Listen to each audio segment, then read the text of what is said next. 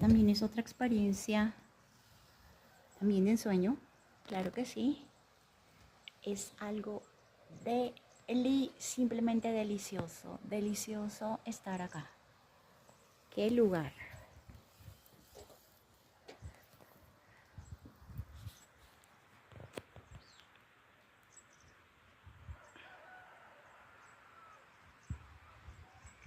Seguimos enamorados de esta zona, definitivamente seguimos enamorados.